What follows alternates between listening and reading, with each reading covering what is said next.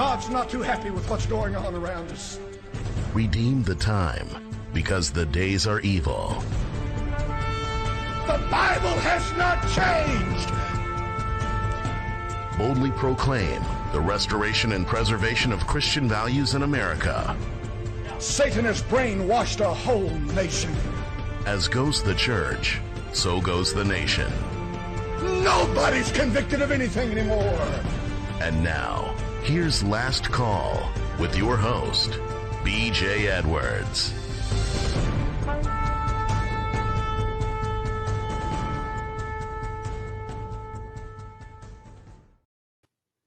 I don't know about you, but I'm ready to sleep through the next 4 years. We've already slept through the first 4, right? So it's just an 8-year span. This is, hey, welcome to Last Call. I can't wait to get to our guest this morning. You're going to love him. You're going to love him. Last Call Radio, must-see radio every Saturday morning, 10 a.m. Eastern to noon. This morning, we're going to be interviewing Donald Trump's campaign photographer. He'll be giving us a snapshot, click, of the big picture when it comes to our 45th president. We've got an insider here, folks. I think it's about time we got some real information about Donald Trump as versus the bilge we get from the news media. And I use that term loosely. Trumpography, how biblical principles pave the way to the American presidency. Don't miss this. Tell your friends about it. He's going to be on in 15 minutes. Gene Ho, 15 minutes. Christian talk radio with a sting. And folks, it does look like deja vu all over again.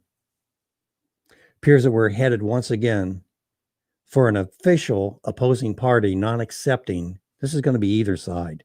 This has been set up of a presidential election. This happened 4 years ago. Just because a winner wasn't one of them, they contested it, and it's going to drag in now, I fear, for the next 4 years. This is crazy. Crying about their candidate didn't get in last 4 years, and they did everything they could. Spent 4 years campaigning against Donald Trump, even before he got into office. I don't know of any man that it was better well built for what he was facing than Donald Trump. He's got an ego, yeah, and he needed one to get through this. Whoa. Again, my hope is it doesn't take 4 years. I don't think America is that resilient, to be honest with you. Between the cabin fever and the economic downturn caused by the pandemic and the caustic political environment that's been created by sore losers. I think you can stick a fork in us, folks. We're about done. My sources tell me that the entire election is filled with multiple irregularities in several states. For example, Pennsylvania was still accepting mail-in ballots until the day after the election, even if they didn't have a postmark. Nevada has announced that the state will accept mail-in ballots until November 10th. Mail-in. Wow. Thankfully, those votes must be postmarked on or before Election Day, November 3rd. But now we're hearing about a whistleblower who says the votes were actually backdated. And North Carolina's election results won't be finalized until Thursday or Friday of next week. One of the problems with the ballots, the one I just showed you here. Yeah. Business reply mail will be paid by addressee. They don't need to put a cancellation date on those, so they don't even know when they were received. Oh my goodness. There's so much. We've really painted ourselves into a corner as a country. We really have. I don't know how this is going to turn out. I know God's in control. I get that. But he allows us to sin, and when we sin, there's consequences, are there not? And does he not judge nations? Oh boy. I started to mention that grass fires heard reports advising us that tens of thousands of ballots mysteriously have shown up at polling places and all of them are votes for Biden. I don't know how much of this is true. I really don't. And then there's the Trump campaign has asked a judge to ensure their representatives could get into count the votes in Pennsylvania. That was kicked out. Here's the good news. Here's the good news. Voter interest seems to be peaking in all this stuff. More votes, for example, more votes than registered voters in certain areas in certain states. Now that's interest in an election, right? How's that possible? I mean, I shouldn't say that most of them are Democratic. I shouldn't say that, should I? Should I? Wow. What are we into here, folks? What are we into? The last 4 years, Mr. Anderson, and it's just every day, every week, every month, a close relative of mine said, well, where there's smoke, there's fire. And if you throw something on the wall, something's going to stick, right? It's just absolutely amazing that nothing has stuck when it comes to President Donald Trump. And you got to wonder why that is. I have friends that are never Trumpers, and there's nothing this man can do, that they'd be happy with. I hope your never Trumpers are listening this morning when they hear from Gene Ho. Yeah, Gene, we should forewarn you, brother, that there may be some people that come in and they may not be pleased with what you're going to say. I was talking to Mr. Anderson this morning about what Trump is going through, what Donald Trump is going through, and I imagine that you've just been accused by your neighbor of stealing their lawnmower, and you're in court to defend yourself. Right after the prosecution presents its case against you, the judge turns to the jury, dismisses them from the room, sequesters them, and when they're out, he turns to you and your lawyer and says, you can't present any case. You just need to remain silent here and not say a word. You complain, but to no avail. The jury's brought back in. Questionable evidence is presented, but you're not able to question or clarify information. The prosecution addresses the jury with a closing argument, but you and your lawyer must continue to remain silent. Your lawyer's had enough of this. He objects. He's fined, removed from the courtroom in cuffs, and jailed for contempt of court. The jury goes into negotiations. During the negotiations, the prosecution is permitted in the juror room and allowed to clarify information. The trial decision is quickly made and first given to the prosecutor to make sure it's okay. And then the jury returns to the courtroom, gives the decision to the clerk, who forwards it to the judge. End of story.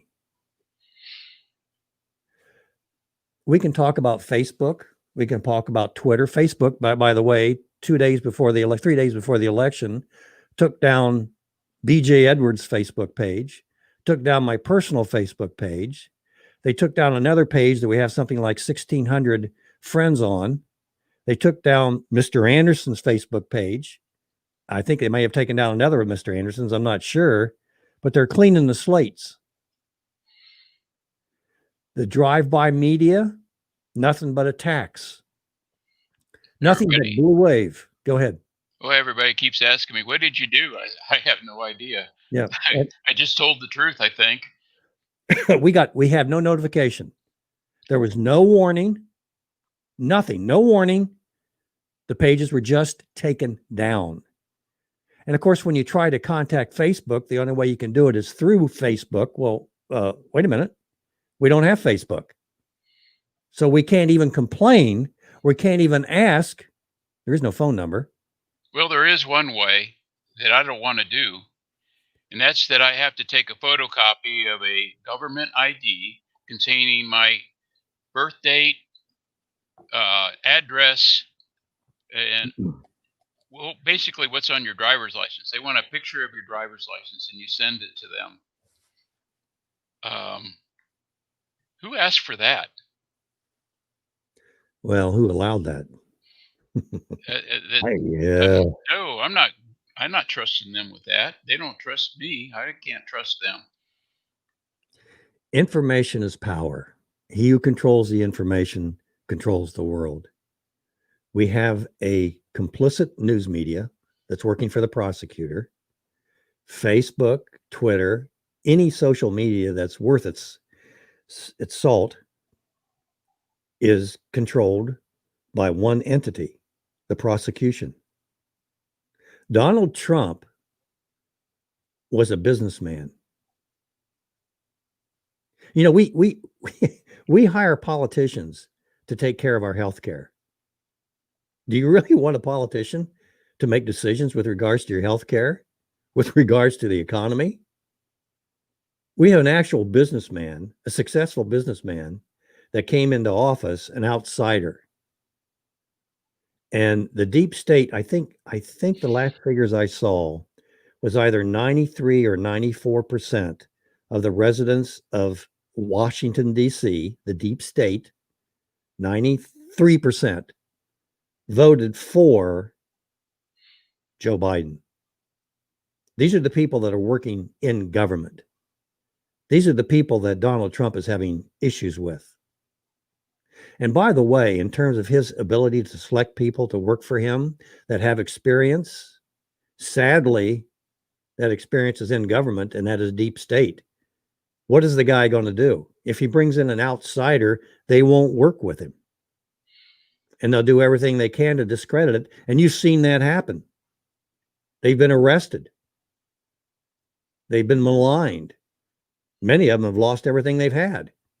You want to go to work for that guy? I think Gene has a little story to tell about that as well. It ain't all roses when you're working for a man that is trying to turn this government around. It's been exposed, folks. It has been exposed vividly, and they don't like it. You put the light on the cockroaches, and they're scrambling, but now they're attacking. What's going to happen over the next time? I hear from friends that say in 2 weeks, this is all going to turn around, that Donald Trump has done the rope-a-dope and it's going to change. I hope they're right. But man, they're going against a huge machine, and there's a lot of people's livelihood depending on the continuation of the deep state machine. This will actually, it's miraculous that this election was even close. I mean, seriously, one-sided information, all negative on one side and nothing, a blank slate on the other. Joe Biden was a perfect candidate. You got to be doing something to do something wrong. Well, Joe Biden hasn't done anything. So how could, well, that we know of, that's been reported. How can you possibly vote against that man when you got the bad orange man out there? How do you do that? I'm telling you. Hey, look, we're gonna take a break here shortly. When we come back, we're going to bring a insider who was with the Donald Trump campaign for a couple years. And there's been some changes in the man, which I think are just very interesting to talk about. He's a New Yorker, I would assume a liberal that came from Long Island. And after he graduated from either college or high school, he came to Myrtle Beach, South Carolina, my favorite place. Spent my honeymoon down there. We take all our vacations down there. Just incredible. Just incredible. Hey, Mr. Anderson, can you take us to a break? And when you come back, let's bring Gene Ho on with us.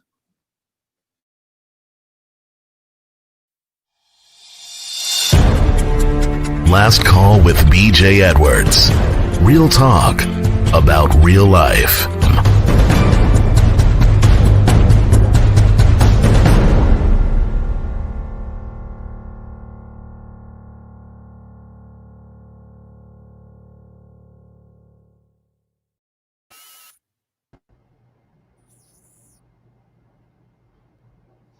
Your technician in studio didn't do a very good job there, Mr. Anderson. I think we blew half the audience out of out of the world. Trumpography, how biblical principles pave the way to the American presidency. We have a very special guest today, Gene Ho. And Gene has a very interesting story to tell about our current president and hopefully our president next year, Donald Trump. Welcome to Last Call, Gene Ho. Well, thank you very much. Thank you so much for having me. And what a perfect time. I mean, if you think about it, what a perfect time for me to come on and talk to your audience about what's going on and all that stuff. Tell us about the bad man. How nasty Donald is. I mean, he's grabbing women's parts and I mean, I imagine around the White House, they probably have to have guards to keep him away from hurting people, right? Well, I was Donald Trump's personal campaign photographer for all 2 years of the 2016 election. So it was about a 2-year time period that I spent with Donald Trump, observed him, see how he was and what he was like. And he's a wonderful man. And then since then, I've been on book tour, and also most recently back on the campaign, I've been doing stuff for Donald Trump Jr. with the campaign. So I've been involved with it. And I have to say, I love the Trump family. I love our American president, and he is still right now our American president. But as far as Donald Trump goes, I was there. I saw him, I observed him, and he is a wonderful, dynamic man. So you know him personally? Yeah, not only did I get to spend some time with him, but probably even more critical, I was his personal photographer. And that means that I'm not talking to him all the time. I'm mostly observing him. And so I get to see how he interacts with other people. And what I saw was a stark difference between what I saw and what the mainstream media was reporting about Donald Trump. So that's pretty much where I started to become a conservative through that, because I could see what Donald Trump was doing, and I could see how he interacted with other people. Now, how did you run across Donald Trump? As I understand it, you were born and raised in New York. Is that correct? You pronounced it correctly. I had a very good friend from the Queens, so I get a little bit of the vernacular out there.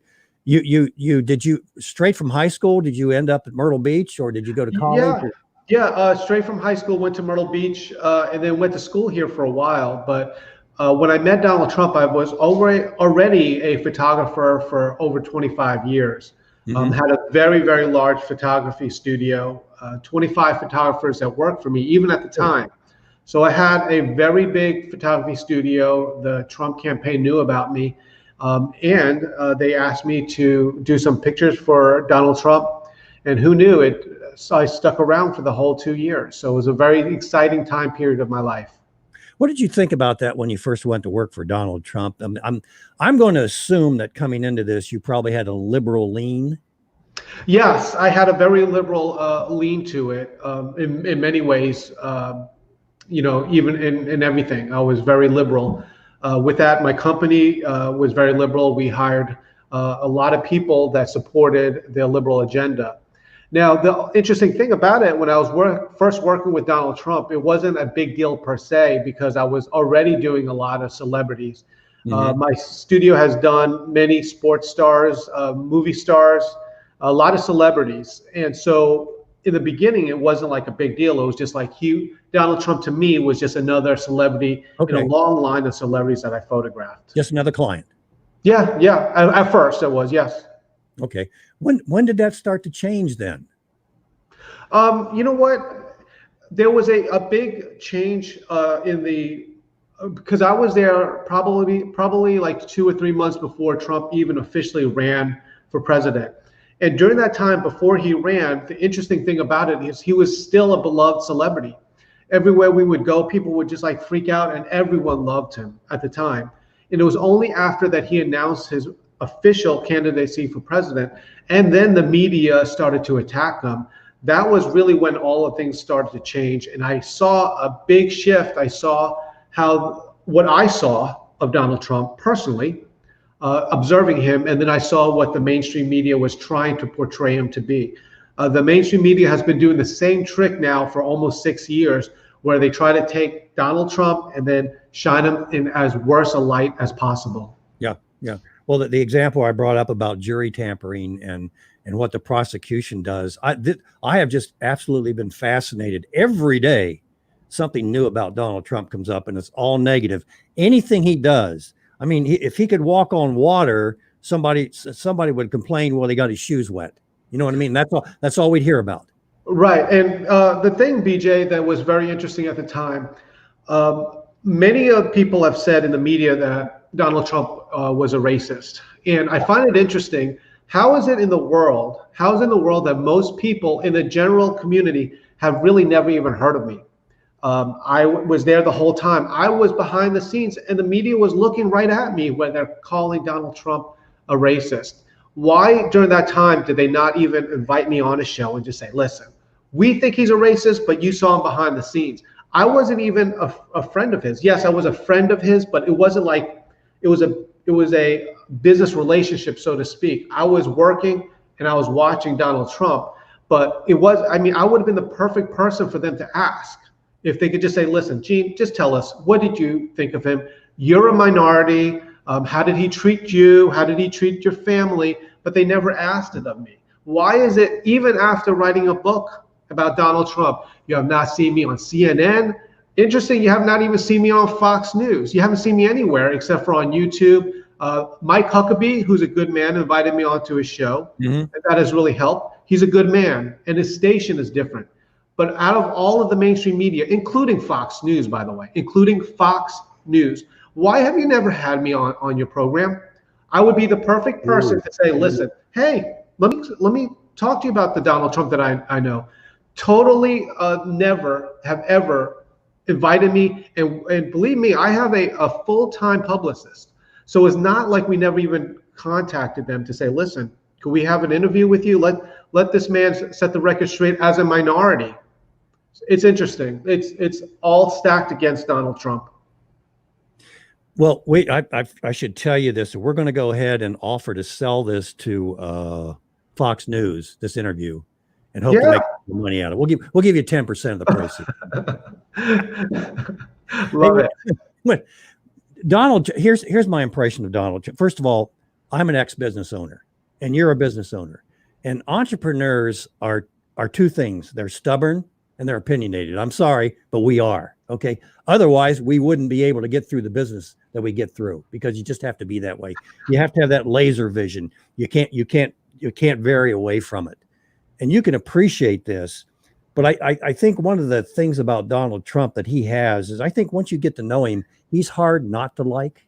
Is that a pretty fair statement? You know what? My first impression when I first met Donald Trump, when they said, hey, Gene, we would like for you to meet Mr. Trump. My first impression was, with a lot of these celebrities I meet, I was thinking, wow, everyone loves him, because he was on TV at the time with The Apprentice. I said, everyone loves him. I said, I bet you anything that this guy in real life is the biggest jerk in the world. Yeah. Because I met a lot of these celebrities. When I was growing up, I had some of these sports celebrities, their posters in my room. And then later on, when I become a photographer, I'm taking pictures of them. And I'm like, oh my goodness, this guy is a jerk. He's an idiot. And I used to have posters of this man in my room. And so my view of celebrities has not been very good. And I thought Donald Trump was one of them. And he's not. He is very charming. He is very respectful. He met my family. He loved my family. He was a very tough boss to work for. And that was one of the things that I could tell people. He was very demanding. Probably the most demanding boss I ever worked for.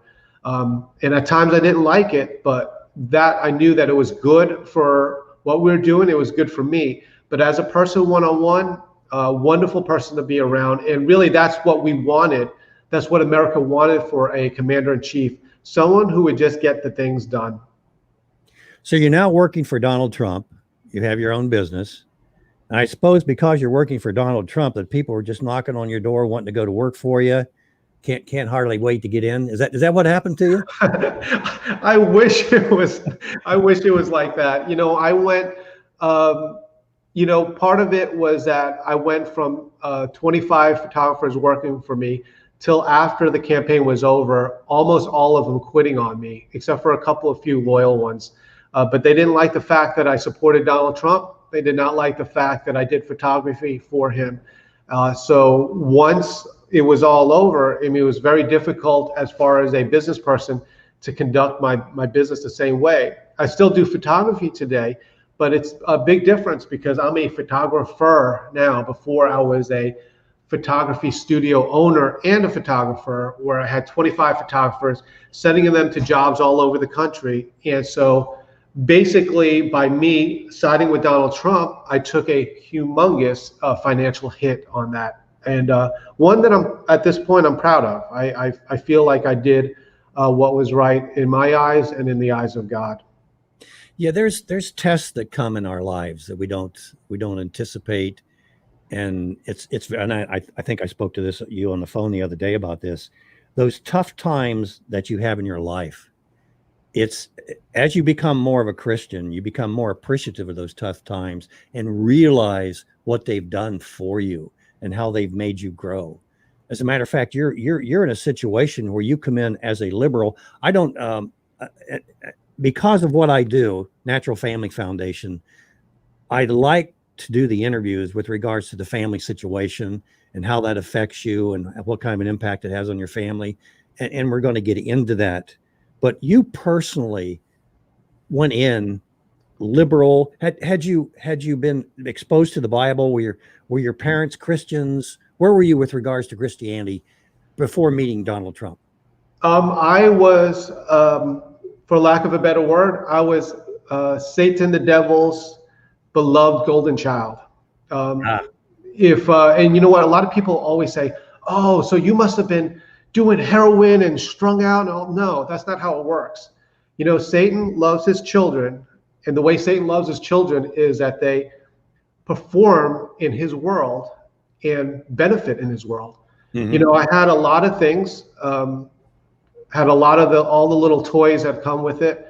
Was beloved in my work because my business supported a lot of the liberal agendas. You know, in almost every single way, and in the way I was leading my life, I was in a very good position as far as the world goes. I was very loved by the world, and you know, I was part of the club when it comes to that. But you know, a lot of things changed over the course of the last few years. Yep, and that's we're gonna get into that. I do want to get into the family aspect of it. We talk about Donald Trump is painted as a racist. He's painted as a homophobe, and you're already testifying to the fact that somebody that was close to him, that the news media didn't even bother to talk to you. And I suspect there's other people that you've been in association with that are around him that have had the same situation and just kind of scratching their heads and gone, well, wait a minute, I know this guy and he's not that way. And again, I want this morning, I want to paint a true picture because this man we're asking this man to step down from office. We may be asking this man to step down from office, and we need to recognize what it is we're going to be losing. I've already alluded to the fact that Donald Trump is basically an outsider, and he's a change agent, and that's scary. Change is threatening to anybody, but you've got people in Washington, D.C. that have been there for years and are pretty comfortable and got nice benefits and have a nice home. And this guy walks in and goes, okay, you're going to have to start earning your money. And they're going to go, oh, no. That ain't happening. Have you experienced a lot of that? Have you seen that?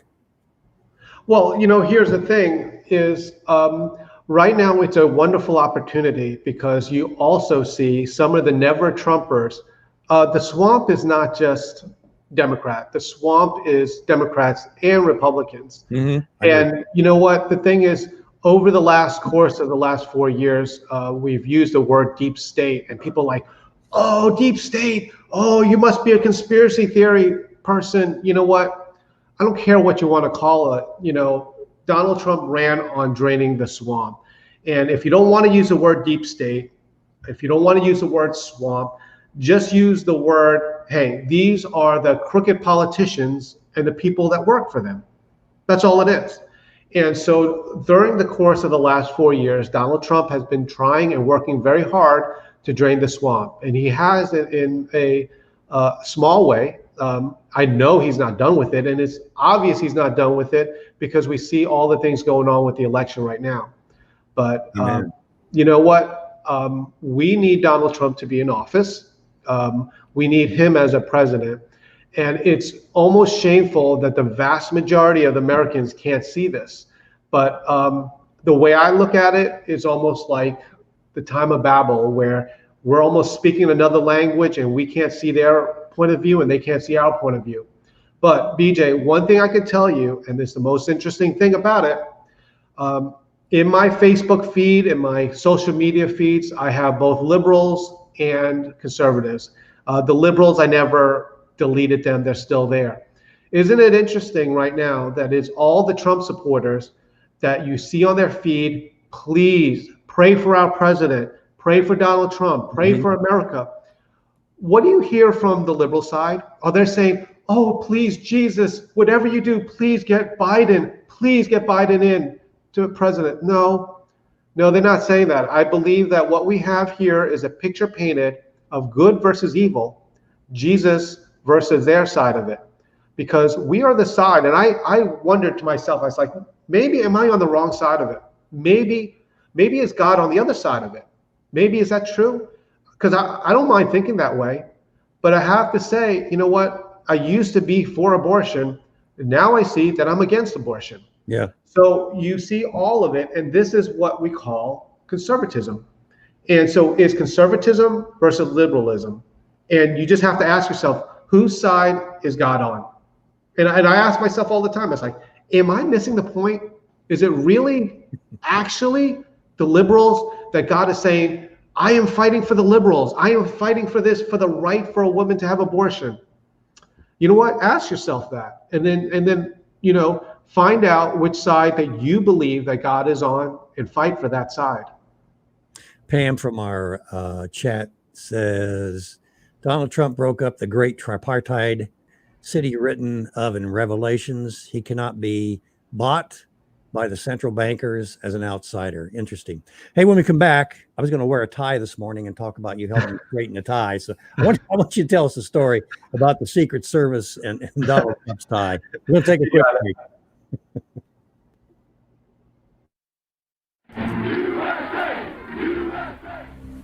My name is Gene Ho. I was Donald Trump's photographer from the earliest days of the campaign until the very last day. A journey of almost 2 years. Find out what Trump was really like behind the scenes. The stories and pictures will warm your heart and restore your trust in America and your faith in God. Read my new book, Trumpography, available now, and be inspired.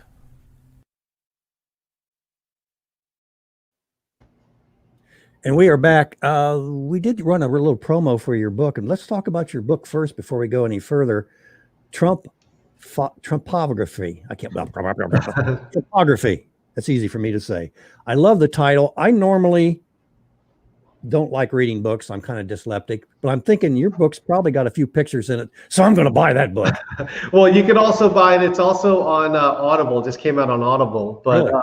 Yeah, here's the thing about it is I was Donald Trump's photographer, personal photographer for the 2016 election. But this is a book of stories. It's a book of behind-the-scenes stories about what Donald Trump is really like. But the interesting thing, BJ, I have to say the interesting thing about it is that when I wrote the book, I did not have a non-disclosure agreement with the Trump campaign. Meaning that if I wanted to tell a little lies, tell bad stories about Trump and tell lies about him, I could have made a lot of money. And I could have been on all the big news channels saying how horrible on Fox. Donald Trump was. Fox News. Go ahead. I'm sorry.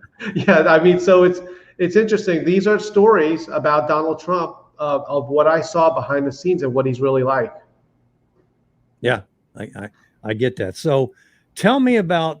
Yeah, I think you're probably on a plane or getting ready to get on a plane, or Mr. Trump is getting ready to go to some sort of a meeting, and you notice that his tie is a little crooked. Right. So in the beginning, there was no Secret Service. It was private security. And I knew private security all knew me and so forth.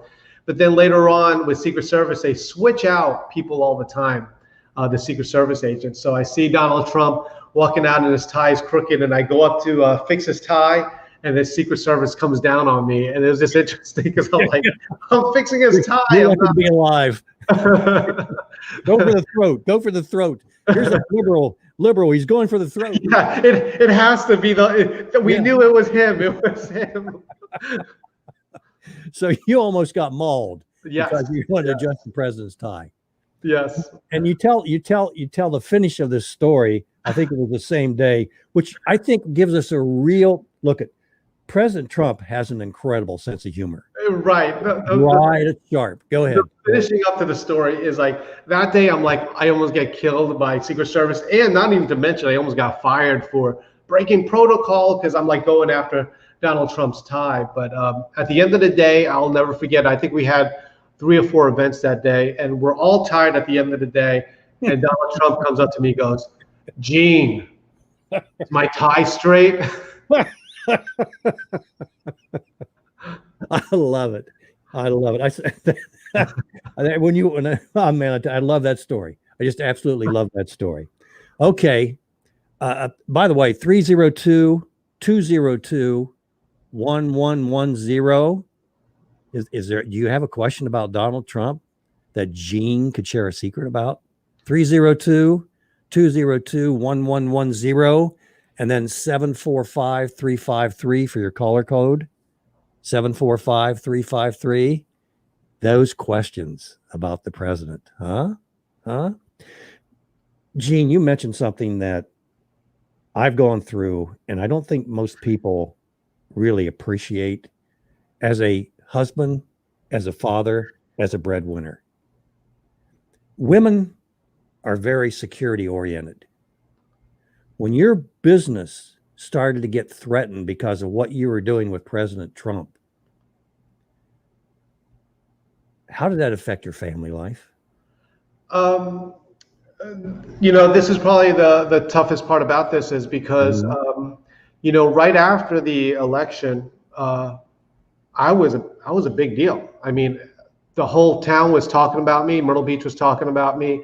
I was the president's photographer, and I was doing really well. And, you have to remember that during this time, before this, I was spending a lot of time on the road as it was. I was a photographer traveling all over the country doing big time shoots. And then after that, I'm working with Donald Trump and on the weekends still running my business.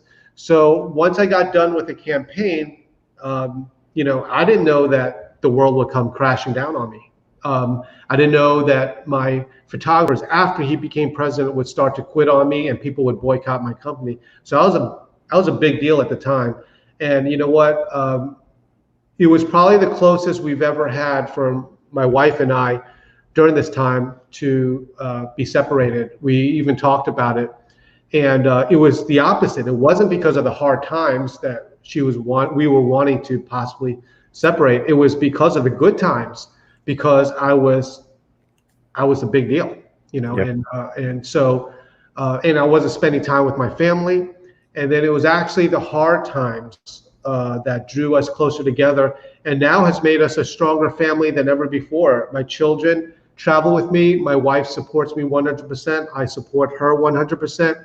But it's funny because it was really the bad times that drew us closer together, whereas it was the good times right after that really drew us apart. Count the cost. And I can't emphasize enough, when you step out and you're going to be swimming upstream, you're going to be swimming against the enemy, and the enemy seemingly has control. Now I understand God is in control. I get that. I'm saying seemingly, and there's tests out there, and your marriage could be threatened, your livelihood could be threatened, your life could be threatened, or all of those. You need to recognize that when you step out. I personally quit a full-time job to do my ministry, the Natural Family Foundation, and do the radio, and that created a little bit of stress. It does, and it can off and on. I mean, it's not you're not totally out of it. It still comes back and then goes in and then comes back. So that's still out there. So I want you to appreciate the more glory that you get, the more good things that you get. There's a backside to that. And it's just it's like balances itself out, doesn't it? Well, one of the things that you have to remember is that no matter what happens in the future, it has not negated what God has already done for you personally in the past. You have to remember when the Israelites were leaving Egypt, God had just smited the Pharaoh and their firstborn children. And then they finally said, okay, go, get out of here, get out of our face. And then they were on the edge of the Red Sea. Now, you have to remember during that time, you see Pharaoh's army coming at you. Pharaoh's army isn't coming back to you, the Israelites, and saying, hey, you guys, you left here early. You get back to where you were in Egypt. Come on, let's go now. Come on, let's go. No, these are the soldiers that just had their firstborn sons killed. They were there to take the Israelites, and God knows what, and they knew they're going to come there. They're going to kill a lot of people. They're probably going to kill all the children. Who knows what they're going to do? Who knew? And they were the Israelites were afraid. And so ask yourself right now, with all these things going on, are you going to be afraid? You know what? We don't know what the future brings, but at the same time, the future doesn't change what happened in the past. All these things that God did for you in the past isn't negated by what's going to happen this week, next week, or whenever. So be of good courage and don't be a coward, because right now is a time to step up and stand strong in what we believe. And one more thing, because my wife and I bounce things off of each other all the time. And one of the things she says, you know, courage and having courage is not always about fighting lions. You know, you always talk about, oh, you know what, I'm a great courage, I can fight lions and so forth. You know what? Sometimes it's about having courage in what we feel about what's going to happen tomorrow, just tomorrow. Are we afraid of just tomorrow? And so we'll be fine, and just be of good courage. And all the things that you see has not negated what our Father has done for you in the past. Our mutual friend, Mike Ortego says hi. Oh my goodness, I love him. And that's why I'm on your show, by the way. Yeah. Mike, when you name drop Michael, I was like, good, I'm coming on this show. Yeah, he is very, I love him because he's a man of faith, but also his prayers are extremely powerful, and he's just a wonderful, wonderful man. So, yeah, he says, with regards to your wife, you honored her even in the hard times, and you drew closer to one another. So that's my. Oh yeah. We are for certainty a team right now, and my children, by the way, are homeschooled. And so when I was on this book tour around the country before this election, my children followed me around with that, and we had a great time, and we got the chance to see our great American country, which is filled with many great people. How are your children reacting to all this, by the way? Or are they sensing what's happening, or is it are they? Yes, my children are very intelligent. My younger children are 10 and 8, and so they are now at the age where they can see exactly what's going on. And you know, the thing is, that is one of the things that we as American people and as Christians need to do, is basically teach our children, because if we don't teach them, they're going to be taught by the TV, they're going to be taught by the media. Someone's going to teach the children, and so it might as well be us. Well, isn't that why God gave them to you in the first place? Absolutely, and it's been forgotten in many ways. It's easy to pawn that off on. There's two important, critical things that children learn in the home, and it's why we're suffering so much we are today. Number one, authority. They learn authority in the home. If they don't learn authority in the home, we'll take a look at Seattle. Take a look at some of the other events that are happening out here. Those are children that did not learn to respect authority. And you know what? Really quick with that, and it's one of the things I learned from Donald Trump. You know, when I was on the campaign trail with Donald Trump, people were always asking me, "Oh, how is Melania? Oh, we love Melania. How's Melania?"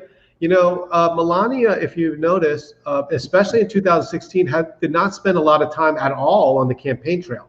I met her, but where was Melania? Melania was at home, taking care of and raising her son, Barron. And it's interesting because when you think about that, I was on the road at the time. I had a big company. I was taking pictures for the future president of the United States, and I had a nanny. I'm watching my children's first steps through Skype, and I had a nanny. Ooh. And so, you think about that is like, wait a minute, you know what? This is a billionaire that could afford someone else to raise his children, but his wife was raising his children. And you've seen how wonderful the Trump children were raised. They're wonderful people. Yep. Going to take a quick break. By the way, Michael Ortega's ministry is Strike Force for Prayer, and highly recommend that. And when we come back, we're not done with the troubles dealing with Donald Trump. I want to talk to you about the IRS.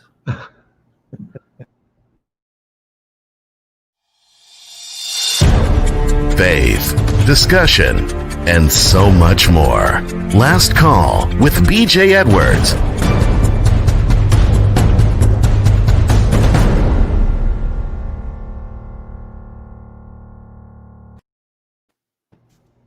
Hey, we're back. We're on the phone with Gene Ho.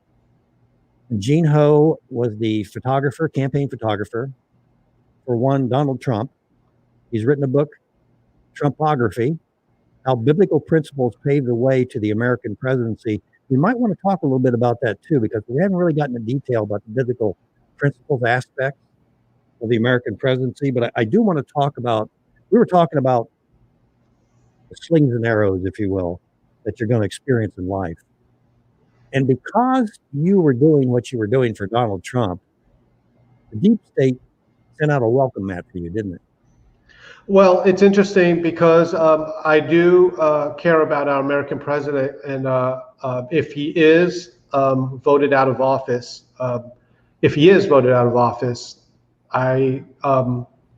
we need to pray for him even more, because if they were doing all this thing to him while he was in office, guess what they're going to do to him later to assure that he doesn't run for 2024.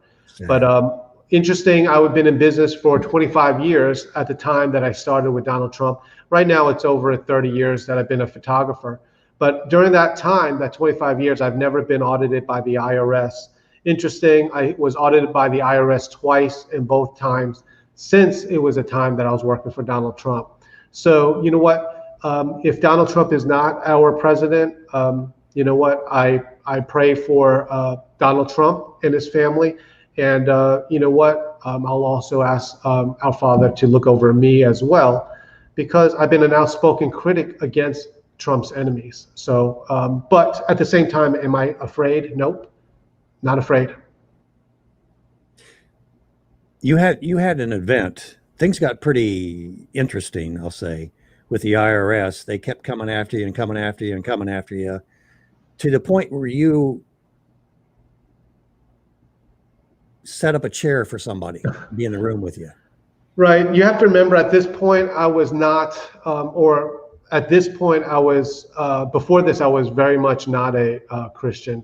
Mm-hmm. You know, I mean, if you were to ask me, or if you ask my wife, are you a Christian? Of course we're a Christian, or whatever. But, you know, at the 9-month mark of the audit, I was asked to go into another, 9 months. Wait, you can give birth in 9 months. Go ahead. It's a long time. The average IRS audit lasts about 2 months. Mm-hmm. Some just a few weeks. But this lasted 9 months, and then I got called in to yet another meeting. So it was the IRS agent there, my CPA, and myself. So it was 3 of us in a room, and I just didn't know what else to do. I always heard it said that Jesus saves. And so I pulled up another chair. I called it the Jesus chair. And I just said, Jesus, if you want, sit in that chair and just watch what they are doing to me. And then afterwards, you could ask my wife, the audit went away. And the money that I owed was forgiven, and the investigation into me went away. And so it was at that time that I dedicated my life to Jesus, and I love it. I am more happy now than I have ever been in my whole life. And you know what? I'll be honest, we don't have the sheer income that I used to have. I mean, you're talking, we used to do some weekends 25 weddings. My company used to do 25 weddings a weekend. Wow. And so you could just imagine if you ever paid for a wedding photographer, how much money was coming in. But you know what? People have supported us. I have that book out, Trumpography, that you should please check out and consider buying a copy from it. And so we've been very well taken care of. No complaints here at all. How did they get your book? You know what? The easiest way is to go to my website, geneho.com. You can get it through Amazon, but maybe don't support them. But go to geneho.com, GENEHO.com, and there's a link for Trumpography. You could get a signed copy from me there. And please consider supporting me, because that's how I'm making my living. We are being supported by some very wonderful people around the country. But check out the book, and then you'll see. Ask yourself, am I telling the truth right now, or am I telling lies? So for a change, read something about Donald Trump that's not filled with lies. And now's the time. You're gonna. We're in a battle now, and you can't be back on your heels. You got to be flat on your feet. And right now, they have most of us back on our heels. And what we're trying to supply this morning is good information with regards to who Donald Trump really is and what you're fighting for. Right. And that's the thing. This is a battle of, I'm going to just say this, good versus evil. I mean, we are on the side, the Christians and the conservatives, some of the Republicans, we are on the side of what God wants for us in America. We are the party of no abortion. We are the party of, respecting our religious rights. And so we have a lot of things going on, and it's worth fighting for. And there's no time to be scared right now. It's the furthest thing from our minds right now that we need to be. We cannot be scared. We have about 5 minutes left. Can you give us a quick, excuse the pun, snapshot of how biblical principles paved the way to the American presidency? Yes, I'll make it very simple for everybody. Number one, it was what I've seen. But the thing is, when it comes to Donald Trump, a lot of the people that we read about in the Bible, they are strong people. If you read about Joshua was actually beloved by God, but actually a very, very nasty person in his love for God. I mean, he was very zealous in doing God's will. And basically what I've seen about Donald Trump is everyone thinks that the Christians today should all wear sweaters and just be like, oh, I'm sorry. Oh, let me pray for you. Let me pray. Look, can I pray for you? And praying is great and wonderful. But you know what? Perhaps God chose Donald Trump because he was more like the great general Joshua, who was beloved by God. Yeah, I mean, if Jesus was elected president, and that would be a demotion, by the way, he would be crucified today. He would be crucified just like they're doing. Please don't go there. I'm not saying Donald Trump. I know what people think. Okay. Yeah. I'm just saying that he's getting the same treatment that any Christian, any good Christian, anybody that's trying to tell the truth. I mean, you don't have to be, if you're Joe the six-pack, you know that you don't want your 14-year-old daughter being pregnant or your 16-year-old son being a prom queen, but God help you if you comment about it, because you're going to catch it. I mean, you're just actually going to catch it. I love what Donald Trump has done for this nation. I love the stirring that he's done. And I don't think there could have been a better man to do the job than Donald Trump. Is he a priest? Is he a 110% Christian? I don't know. I can't speak to that, but I can see his work. I can see the results of his work. Look where we are in this nation today.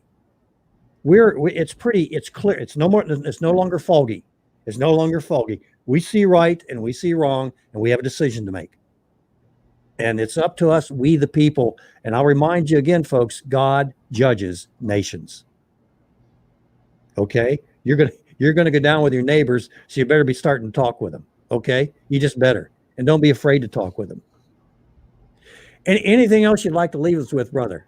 And we You appreciate know what? the Yeah. Just one more thing. You know, you mentioned this, and I honestly believe it. You have to. A lot of the people have been saying, "Well, I can't get behind Donald Trump because he's such a nasty man, and he does this and he does that." As Christians, that if you are on this and you are not supporting Donald Trump, ask yourself who was God's most beloved in the Bible, other than Jesus Christ. I would make a case for King David. King David, the murderer, the one that murdered Uriah the Hittite. King David, the adulterer. King David, the one that battled his son in war. This was a person that was beloved by God because of what his heart was. And you know what? All the other things are a product of imperfect men, just like everyone else around us here.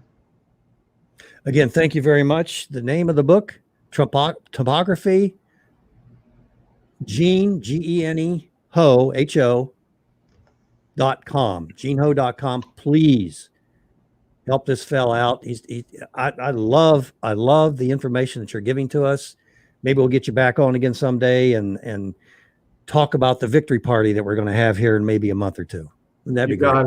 You got it. Thank you very much. And I really appreciate it. And thank you very much for tuning in. Great job. Great job, Gene. Thank you very much. By the way, Mike Ortega says God has not taken the anointing away from Donald Trump. As my friend Mike Taylor has said consistently, Trump will be reelected. Okay, it's done. We'll speak the truth. We'll speak that positive into existence. Again, thank you very much, Gene. Thank you very much. Mr. Anderson, you've been awful quiet today. Oh, I didn't want to interrupt such a good conversation there. Yeah. There's insights. The family gets so affected by everything that you do, especially you fathers, and by things that you don't do, especially the fathers. We're also affected by our leaders, our servants, actually, what we hire them to do. We have, and I'm going to get into this in the second hour, we have a decision to make right now. And I'm hearing things from people like Rush Limbaugh and conservative leaders that's concerning me. And I want to discuss that in the second hour. Very concerning in terms of what's going on with those folks and what they're talking about. We need to speak positives into existence. Like Mike Ortega said, Donald Trump will be reelected, and we can't come off of that. We deserve to have the opportunity that Donald Trump gives us. If you want more government, in your lives, I've used the money example. If we get Joe Biden into office and Kamala or whatever her name is, Camel hair. into office, there's going to be more money given to government, which means they're going to have more decisions over our daily lives. Do we really need that? Be it our health care, be it our children, be it our mask or no mask. And mask is, boy, they're really using that instrument. I didn't get a chance to ask Gene about that. What he thought about the mask. But anyway, I think are we about ready to go, Mr. Anderson, and go into the second hour, or do we have another minute or two? 2 minutes, according to my clock. 2 minutes? Okay. Boy, I wish some folks would have called in and asked questions. I was really surprised. I thought they would, but I love the comments. These are crazy times, folks. And when we do come back, I'm gonna talk about the election, a pathology, a prescription, and a vision. It's something I want you to all to think about seriously. I'm going to try to do that pathology first. Folks, we've got an opportunity here. Don't blow it. Don't let this happen. You're asking us to think? Yes, I am. No, and do. Not just think, but think and do. Oh, there's a lot to do. Deja vu all over again. We can't do another 4 years of this. We just cannot. And are we headed towards a civil war? Oh my goodness. But I think again we can hold this off at the pass. Hey, BJ Edwards along Mr. Anderson. This is your last call. Stay tuned for hour number 2. I hope it's not the last call. That's why we named the program what we named it. There we go. Break time. Keeping you informed. This is Last Call with BJ Edwards.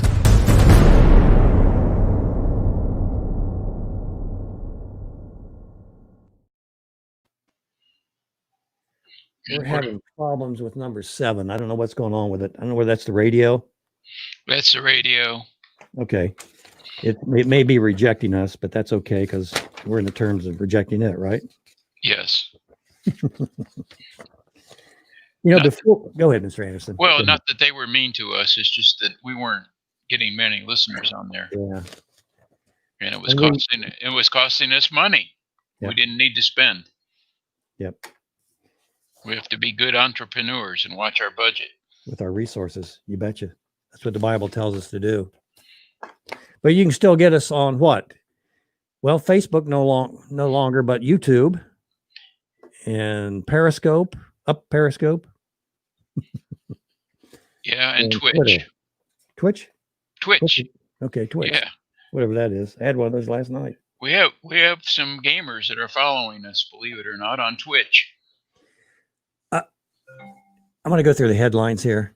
There's a phone call. Yeah. I want to go through the headlines real quick. All right. Headlines. Groundbreaking claim. Trump set up Democrats in sophisticated sting operation. Don't you believe that for a minute? Don't you depend on that. Believe it, but don't depend on it. That doesn't get you off the hook. And in this day and age, you don't know what's going to happen. What you can believe in is Governor Whitmer pushes criminalizing refusing to wear a mask in Michigan. What? Then Keith Olbermann, oh man, he's crazy. He's calling for a co-op against President Trump to take him out of office right now. Right now.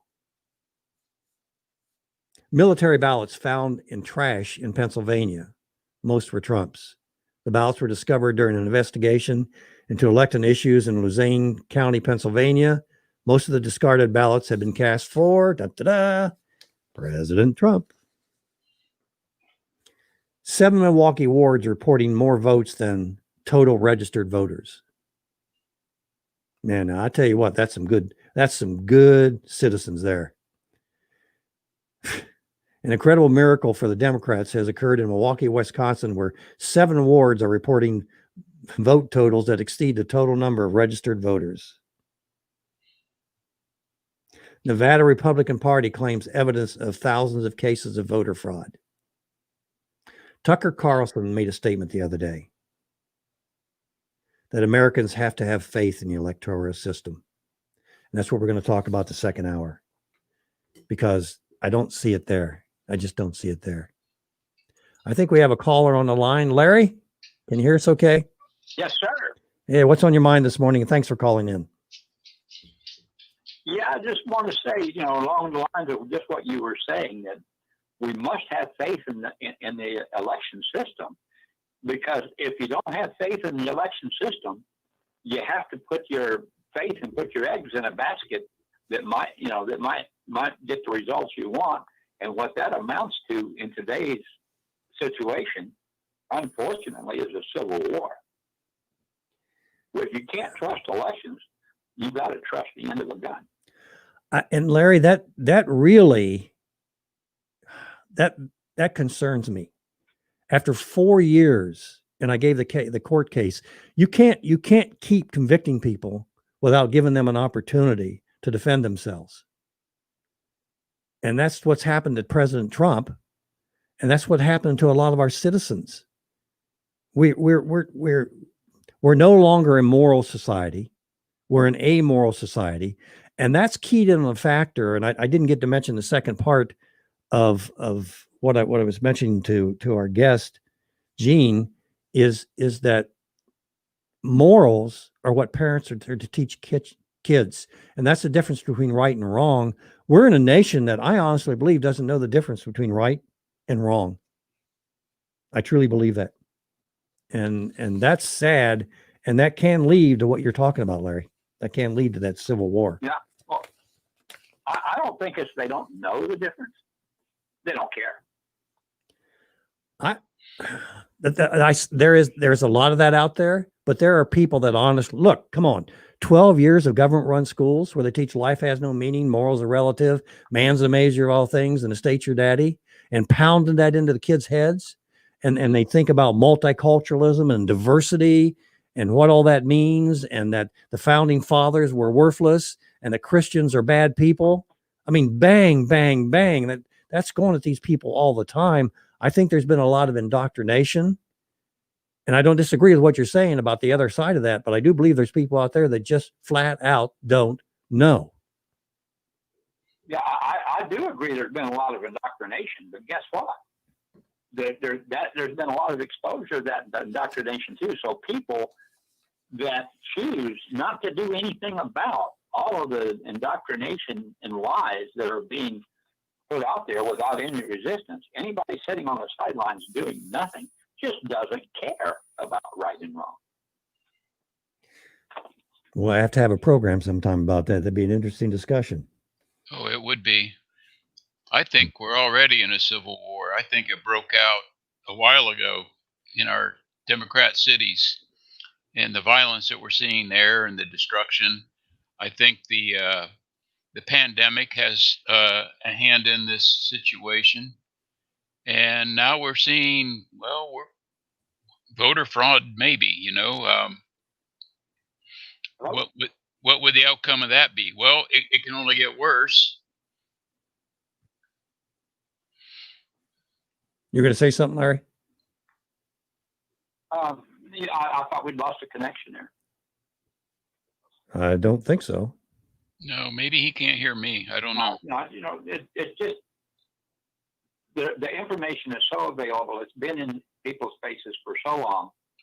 If those that aren't doing anything to correct the situation, they must not care. How can you understand and know the situation and not do anything? The only way you can do that is if you just don't let them care. Well, but Larry, what about those that are that are Joe Biden fans that would die for him? That you can't say anything wrong about him. They care. They care about Joe Biden. They care about this nation. They if Joe Biden doesn't get into the presidency, this nation's going to fall apart. They care, Larry. They care. Amen. Yeah, and they're doing stuff. His side is doing stuff. Yep. That's my point. Yeah, well, you got that down. We're good at relaxing, taking a break. Break's over with. Larry, thanks for your call today, brother. God bless you. Stay tuned and stay in the battle, which I know you will. Sure thing.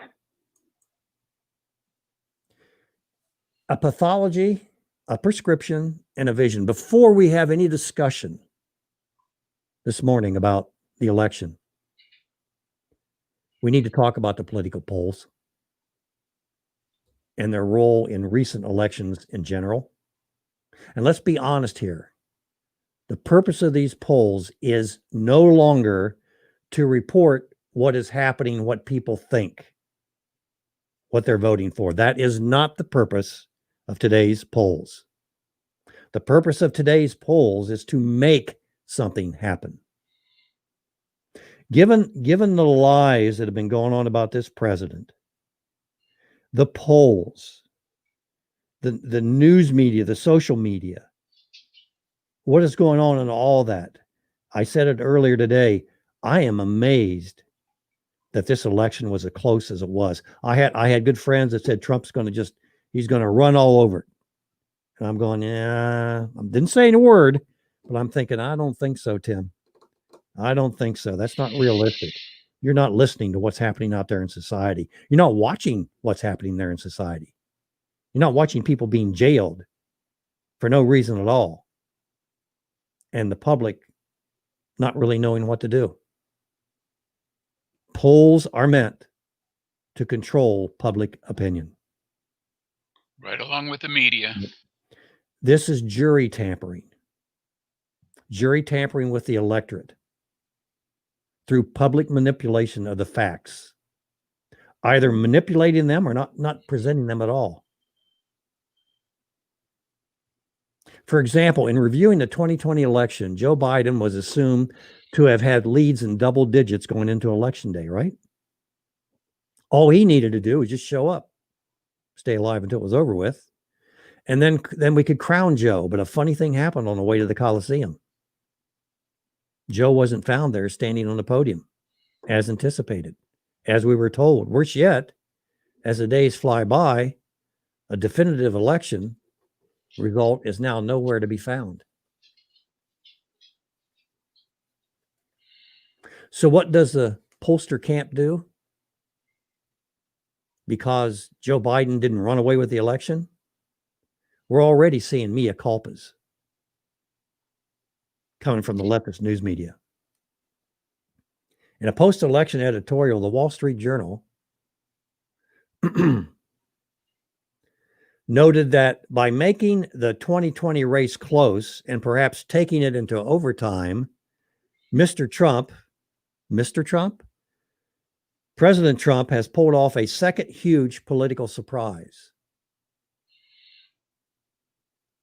At least a few pollsters might be looking for a new line of work. No way, they did their job. They're not looking for work. They're going to be promoted. With crocodile tears, the Wall Street Journal presented this. A pollster's job in the 2020 election was to promote Joe Biden and more government, bigger government, communism, socialism, Marxism. Well, those rioters are just protesting. Yeah, you got a few buildings burned down, a few people killed. You know what? They're just protesting. That's the American way, right? They discouraged voters to vote for Donald Trump. End of story. The tampering, suppression of critical information were rampant during the election. Besides President Trump, how many of you and your Twitter friends had your comments suspended or Facebook's pages shut down just before the election? Did the Wall Street Journal report about Biden-China connection? He who controls the information controls the world, right? So you have the complicit news media and social media controlling all of the information. That's a monopoly, folks. And it's against the law in America. That's a monopoly. Then, and this is just a thing of beauty, mail-in ballots. What a wild card. It's hard to believe or even imagine that unsolicited ballots were sent to every resident in states across America. This was done with very little concern as to who was actually using them. In the case of the critical state of Pennsylvania, signatures were not even being checked. And an objective review of the process was denied to one side in the election. What more can you say to this absolute insanity? And folks, we're talking about millions of votes. If you had a winning lottery ticket, would you mail it in? Yeah, I would. Yeah, sure. Yeah. Did you get the ticket yet? No. And one of our postal workers just quit. I think he's in the Bahamas or someplace. I don't know how he did that. But something happened there. Yeah, I don't get that. Innuendos, lies, sore losers.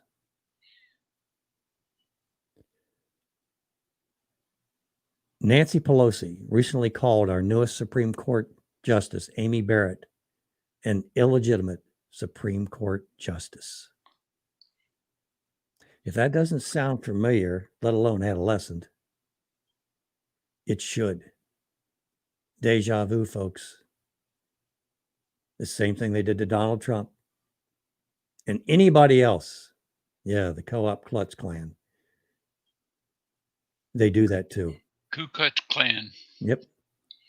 Going to take a quick break. When we come back, get a little more detail into the adolescence and what's happening there with innuendos, lies, distrust, hate, and sore losers. I got to be paying attention here. Silence in the face of evil is evil itself. God will not hold us guiltless. Not to speak is to speak, and not to act is to act.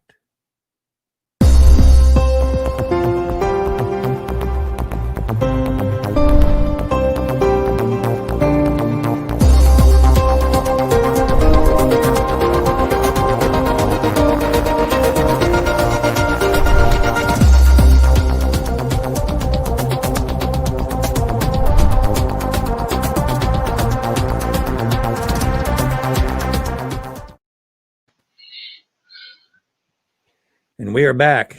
That was a little loud, wasn't it? Yeah, I know. I'm got. You gave me a new task, so now I got to get that new task down. I know. Let's see what we got here in the world spirit war. Let's see. There's some good stuff. I can't keep up with the chat room and breaks. Yeah, I want to redo with only in-person registered and nullify all mail-in and absentee ballots. You know what? What are we going to do? What are we going to do with this election? If we find out that indeed there has been cheating, how do we handle that as a nation? Seriously, how do we handle that? What do we do? Who does it? The same people that cheated? How would we handle this if we do get a redo? Yeah, where's the third party to make that kind of judgment? The objective third party. Yeah. The ombudsman, a voter ombudsman. Who would that be? You couldn't get either side to agree on who that would be. Could you? It would it would be a challenge. It would be a challenge. I would choose BJ and Michael Ortega, and how about our gang here? Spirit War, Vinny, all those guys. We would be honest, right? Yeah, you get a lot of jury disqualifications. You really would. Nancy Pelosi, Amy Barrett, an illegitimate Supreme Court justice. That's just. But that's nasty. But it's prejudiced. It is prejudicial. This is spewing. This is spreading prejudice. But it's okay because, well, we're fair here. On the right, we're fair. Remember my explanation in terms of how we compromise, how we negotiate? You've got the far left, you got the far right, and you got the middle. So where do we start the conversation? We on the far right started in the middle. Right there. And then we move to the left. And where has that left us? Not in good shape. Look where we are today with a questionable presidential election because we don't know the difference between right and wrong. We're an amoral society. And we need to get that on a show sometime, the right and wrong issues. Yep. Wow. Sore losers. This is what they did to Donald Trump. Okay. First, rumors, false accusations. Rumors, false accusations. False assumptions. Well, Donald Trump didn't get the majority of votes. Most of those were probably from illegals, but we didn't bother then to look at that, did we? Uh-oh. Because it's coming back to bite us now. We've allowed all these exceptions because there was really no harm during that time period. Guess what? Here we go again, painting ourselves into a moral corner. Innuendos, lies, giving birth, innuendos, false accusation, rumors to the lies Then they use envy and our American sense of fair play, which we still have, to emotionally charge the average citizen. America loves the oppressed underdog. And that's exactly how socialism disguised as progressivism or liberalism has spread its cancer across the world and across the United States. There has to be a victim, you see. There has to be a victim here. There has to be a perpetrator. Somebody has to be discriminated against, unjustly accused. And these guys are good because the unjustly accused ends up being the liberal left. They create a victim and then identify themselves as the victim. And you need to do something to help them. And that means take something away from those that they lied about to begin in the first place. It's kind of complicated, but they've got it down to a T. You know, an infamous German leader once said, if you tell a lie long enough, loud enough, and often enough, 4 years, accusations, accusations, accusations, innuendos, lies,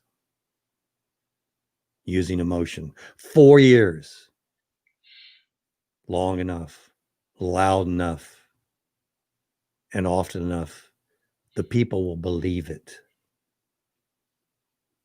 I think I'm answering your question, Larry. The secret to get someone to believe a lie is constant repetition. Just tell it over and over and over again. Not hearing anything to the contrary, over and over and over and over again. And is that not exactly what happened to Donald Trump? The mask? Yeah, there's a lie. But we keep telling it over and over and over again.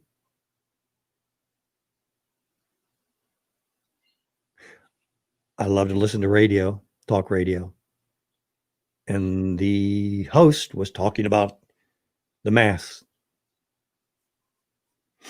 and how we've been manipulated, which is very interesting because on this same radio program, every 15 minutes, they have a nice lady come on and talk about how many more people have the virus and how we need to put the masks on and how we need to socially distance.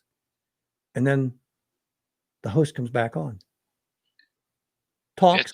It's all the commercials. Yep, pushing and pulling at the same time. Don't they see this? Don't they hear that? This is how serious they are.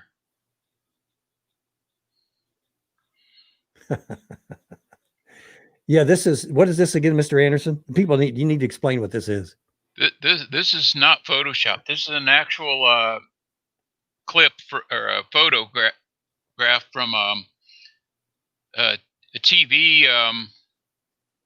What do you call it? Well, they were doing the state count announcement. So public service announcement. Well, the health. What do you call it? The health director, public health director, was announcing the COVID deaths. Mm-hmm. Right there at the top, it says announcing the COVID deaths in clown makeup. It was on the West Coast. I think it was maybe Portland. I'm not sure. It was around Halloween. They thought it'd be cute, I guess, to do that. Not very smart. They did get a lot, and that's true. I researched that one, so there were several articles on it. They were getting a lot of flack for doing that. What you taught, Mr. Anderson, and I think we've talked about this before. When you tell a child, a student, an innocent student, if you tell them a lie, it takes you 10, 100 times information to try to undo that lie. Once that information is out there first, once that accusation is out there first, it's almost impossible to ever undo that. Because that person, once you grab a hold of that idea, you imprint it in your mind. And it's like an anchor. And it's almost impossible to get rid of that. Well, you think in your own mind when you first hear something and how Mhm. hard it is to erase it when you hear new information. It's hard to let go of the old stuff. Yep. And grab a hold of the new information you have. I think all of us that changed our life from the world to the kingdom Yeah. are we still struggle with things that we had learned in the old life and try to forget those and bring in the ideas in the new life of the kingdom. What does our brother David say? That's residue. Residue, exactly, and that's why I put that book up there. Yeah. It's a good information for anybody. I mean, we're all struggling with past life history and questions. And you know, I just recommend that book, Residue, to anybody and everybody. Hello? Yeah. Hang on a second. Are you calling in for the radio show? I'm sorry, what was that? Are you calling in for the radio show? No, I did tree work for you guys. Okay. Hey, listen, we're in the middle of a show right now. You're going to have to call back. Thanks. The problem with doing a live show, right? I thought that was our friend Roger calling in. Tree work. Oh yeah, tree work. Yeah. Just remember where we are and what's happening here. For the past 4 years, Donald Trump has been ripped, maligned. Folks, if the truth were known, this election would not have even been close. And when you come to Joe Biden, it's just incredible how perfect a candidate he was. And let me tell you why he was a perfect candidate. There's an old saying, you have to be doing something to do something wrong. Joe Biden is a blank slate. Let's be honest here. Joe Biden is a blank slate. He's spotless, 47 years in office. And other than getting reelected and serving as a silent VP, what has he done? The fact that it's like he doesn't even exist. The fact that the information monopolists refuse to expose his family philanthropy with our taxpayer money, by the way, doesn't even get a whisper. Who knows what else this hair-smelling socialist has done?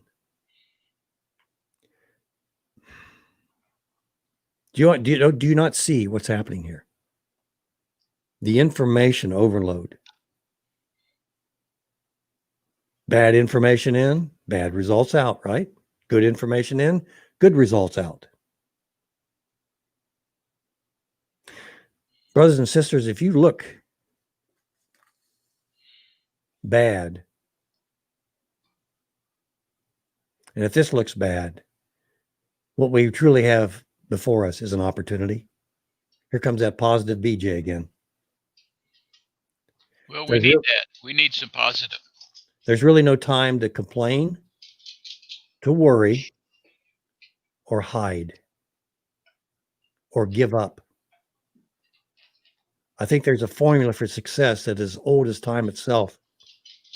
Because you see, in the beginning, there was 3 institutions created for the benefit of mankind: the family, the church, and the state, and in that order, by the way.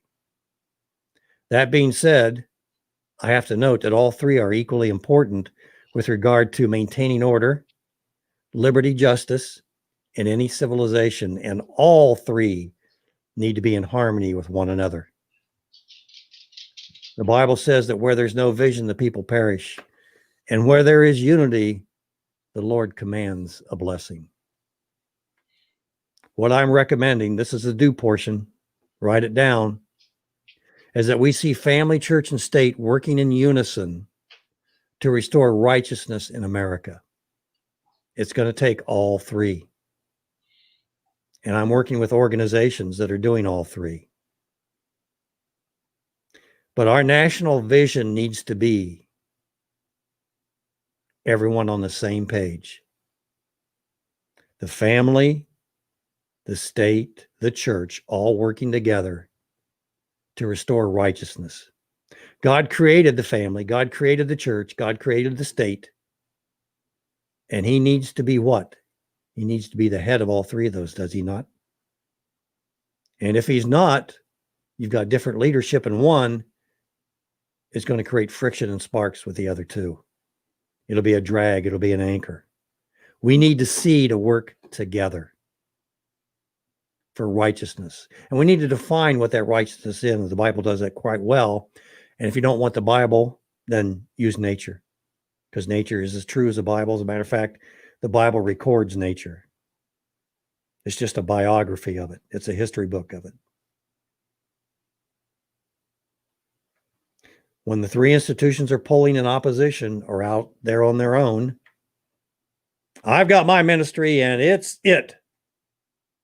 You can't work that alone, folks. You cannot. You can't be an island. You're going to have issues if you do, and eventually disasters. Take a look at our nation. But all isn't lost, and the election is not nearly over yet. There's still time to claim victory over our adversary if we first humble ourselves and earnestly work toward our goals together within these three institutions under God and not man. Now, within those institutions, you can have organizations that plug into all three institutions. A matrix, if you will. But they're connected.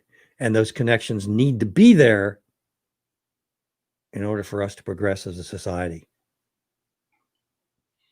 What we're seeing today, what God has done for us today, I think has just made things more obvious. We helped him. Did we ever help him? Quick break. I'm going to promote our friend's book again. Okay. Please do.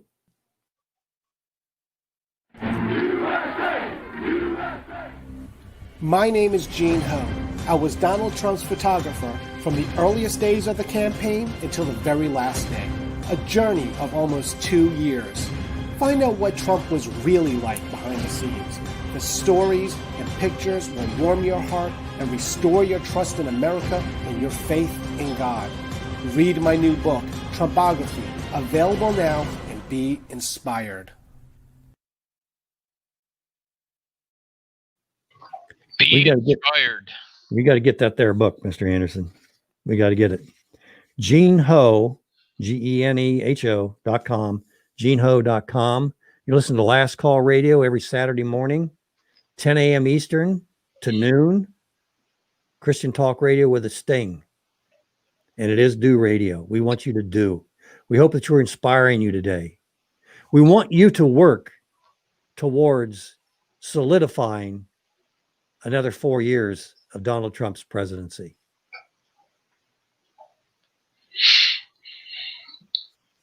And we're hoping that our interview helped.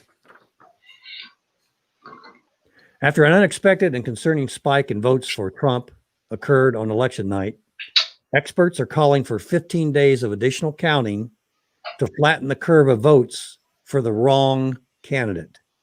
This is from Babylon B, Mr. Anderson. While some scientists recommend just letting the votes for Trump be counted fairly until we all achieve herd immunity to Trump, others said we need to lock down the vote counting places and make sure no one can get inside in order to kill off the Trump virus. If we all band together and allow just 15 days of counting, we can flatten the curve of votes for Trump, said Dr. Fauci, demanding that Trump supporters wear airtight masks with darkened shields, for science, of course.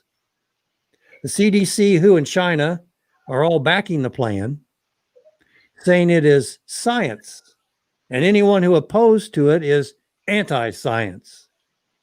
Predictably, the CDC quickly reversed its support for the decision. ACDC, CDC. Then went back and supported it again, then back again, and promised a final decision within the 15-day time period. However, a recent change that experts had revised their recommendations to at least 8 months of counting to flatten the curve may play an important decision in the CDC.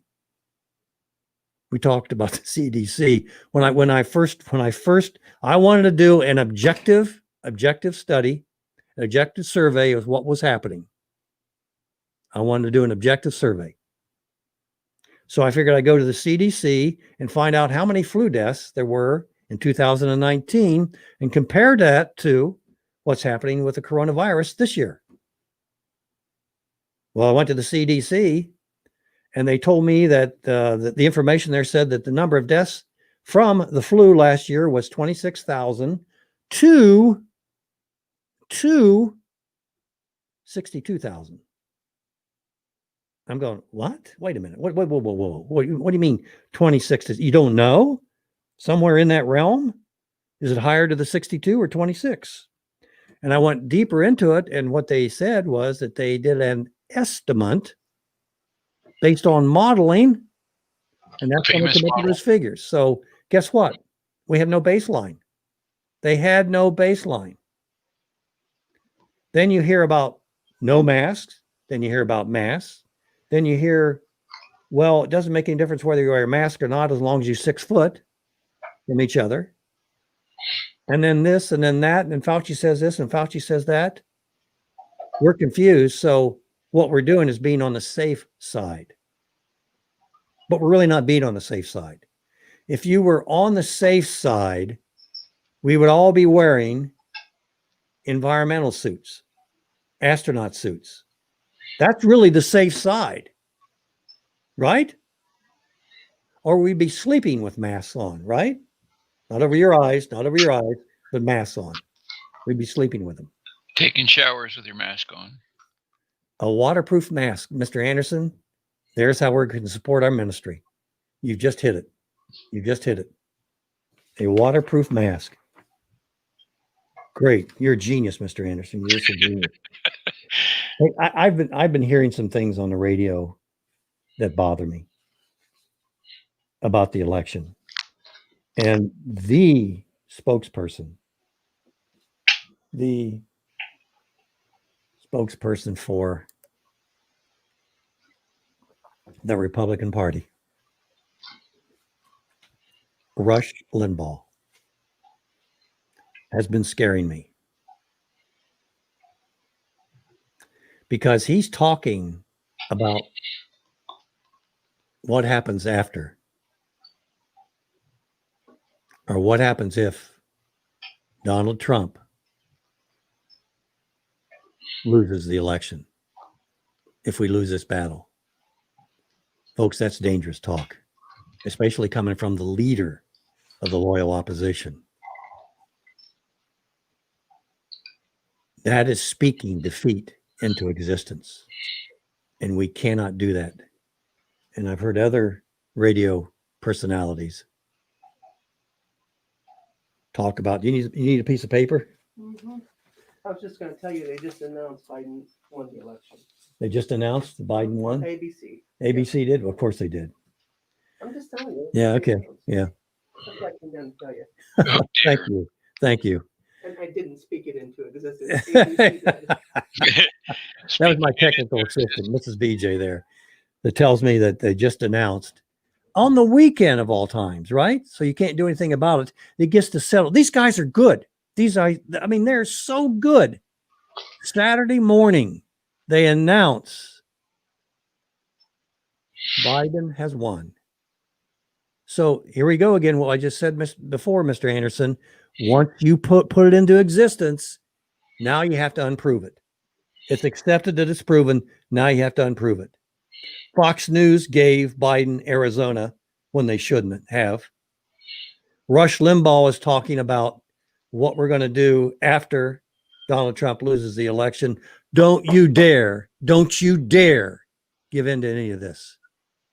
Water off a duck's back. We just need to find more people.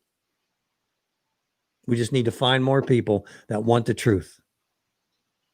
We cannot ignore these accusations about voter fraud. We cannot ignore them. They are happening in the states that are critical. Most of them Democrat states, by the way. We cannot do that, folks.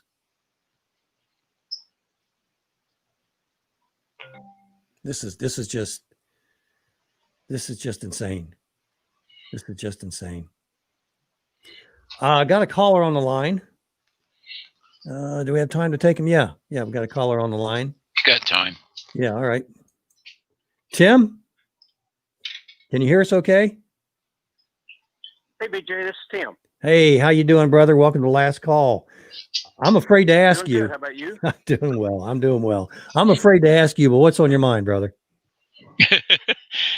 Well, I mean, I hear what you guys are saying. I think the problem is since the time of Lincoln, the American people's attention has been drawn to D.C. as the answer to everything. Okay. And it's not.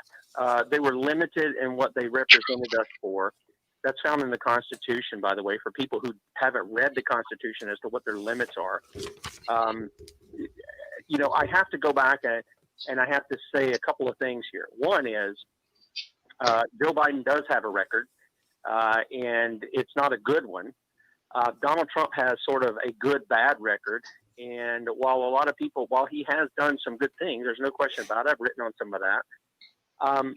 This guy continues every year to fund Planned Parenthood to the tune of over $600 million of your tax dollars, resulting in somewhere around 300,000 babies being murdered in the womb. This guy who claims to be Christian, this guy continues to promote sodomy. His wife was just had the video come out at the end of October, said he was the first president to come in pro-gay marriage. He is the guy who's the person who put the first open sodomite in as the director of national intelligence. And so, and when we talk socialism, Donald Trump has said, we're not a socialist country. He must not be awake as to the practice that we've been in since well before 1913, but definitely after 1913. This president has added $8.5 trillion in debt. And everybody can say Congress did that all they want, but you read your Constitution. He is the one who is to veto the bills. And I have to ask anybody out there, if you think, well, it's the Democrats sending this through, this is all a political theater up there. They advance the same agenda. I can give a ton of stuff as to why this is, but he has not vetoed a single bill from them. And the first time when he came in, he said he was going to fight for the people. Remember, he did the shutdown. He says, I'm here while they're around. And we were getting photos of them, out on the beach and this, that, and the other. And Donald Trump's supposed to be in the White House waiting on them to work with him over that. And then when he signed it, it was a tremendous omnibus bill. And he said, I only did that because of national security. I'll never do it again. And he's done it every year he's been in office. He's done that. So it's not I'm reading some of the comments in here. Somebody saying Trump cannot do everything. I'm not asking him to. In fact, I'm telling him not to do everything because he's limited. And the actuality is part of his authority is to veto. It is to veto unconstitutional bills. It's not to sign them. The other thing, the riots that have been going on for how many months in these big cities, that is what he has to deal with. He has the authority under the Constitution. Article 1, Section 8, clauses 15 and 16. The Congress sets up the militia to put down insurrections or suppress insurrections. That's part of the job. They're also there to enforce the laws of the Union, not federal agents, but the militia. He hasn't done that. Now, I applaud him that he didn't just race in there. He wanted the governors to take care of it. But, all of his campaign things were, this is what a Biden America is going to look like. But all of the footage was what's going on under a Trump administration. Now, it's my opinion, and I've said it for a long time, I think Donald Trump's controlled opposition. He talks about making America great. But then he supports the very things that God condemns as abominations. Now, I don't know how that works for everybody, but I can tell you this. The president, look in your Constitution, give me article, section, and clause. I know they get the credit. Doesn't matter who's in there. Obama, Clinton, Bush, Trump. They get the credit for the economy. Or they take the credit if it's bad. But the fact of the matter is, There's nothing in there in Article 2 for the president as to what he's to do that involves him controlling the economy. He just doesn't do that. Okay? So if we start at the economy, then by definition, we are starting from a Marxist foundation. But if we start with the law and justice, then we're starting from a biblical perspective. Because God doesn't say surrounding my throne is economy, money, and riches. He says it's justice that surrounds his throne.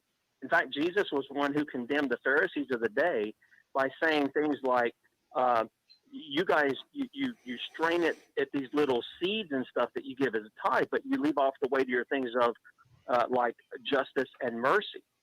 And so I think that we need to get our heads on straight. Donald Trump is not a political savior. He's just not. Any more than Joe Biden will be, any more than Barack Obama will be. And sadly, we've got our eyes off of the king, the only king, the Lord Jesus.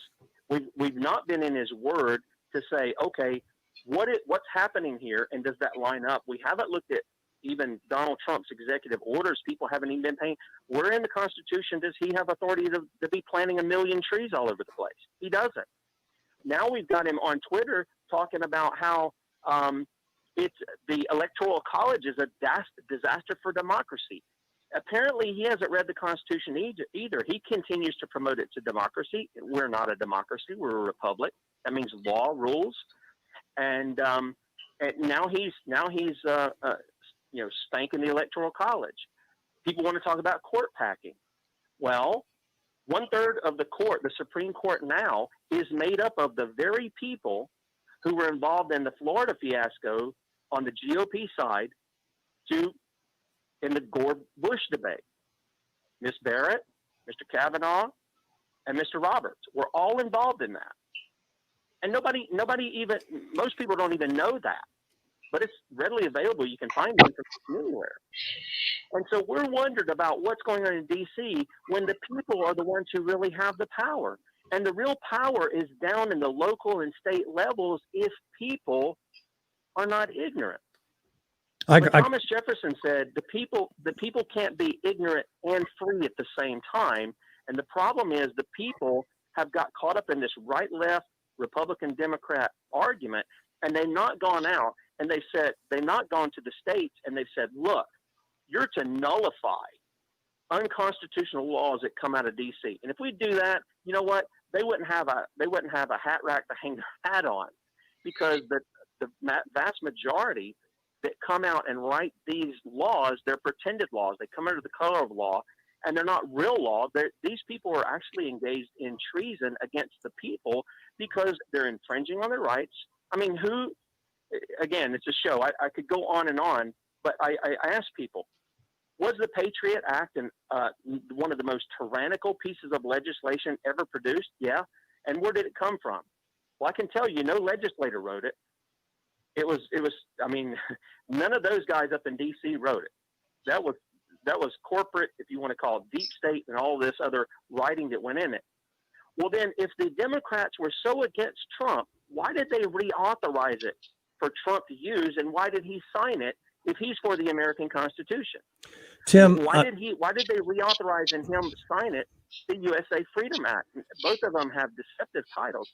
So all I'm trying to bring in here, BJ, is to get people to see beyond the rhetoric of the conservative talking heads, the controlled opposition of Fox News, and the lying corporate-owned CIA-controlled media of the other outlets that are on. Both are just as bad. It's like the devil saying, I'm not as bad as Joe Biden. And he puts on a suit and a smile, and he tells you how much he loves you and tells you he's the greatest thing since sliced bread in American history. There is no difference here as far as the agenda. And the biggest thing that you can point to of globalism is the USMCA, which nobody talks about now. That is giving up American sovereignty, and nobody wants to talk about that at all. But that has vast implications for everybody in our country. I could go on and on. I don't want to take up your whole show, but I think it's necessary we put that in. either one of these guys go back into office, it's the same agendas going forward. The rhetoric's going to sound different, but the agenda itself is going to continue to go forward. And I'm sorry, Tim. Hang on a second. Hang on, Tim. Okay. Tim, I've got. That's okay. That's really all I had to say anyway. I kind of wanted to put that so people look at it and realize they're the ones that have the power. And if they're acting under God, they can turn back the whole thing. But don't sit back and expect some guy to do it for you. And then what he's actually engaged in is un-American in many ways too. Tim, first of all, thanks for your call. Hang in there. I have, and we don't have time to go into this, especially this one question. And I don't want you to try to answer it now, but what is your viable solution? Please don't try to answer that now. And under a Joe Biden administration as versus a Donald Trump administration, abortion, homosexuality, more government in your lives, more or less justice. Do you think they would be equal, or do you think there would be a difference between the two as presented? Joe Biden is telling the American public that they're going to have more. I'll measure this in terms of money, which I brought up on our show a couple of weeks ago. Money is the ability to make decisions. The more money you have, the more decisions you can make.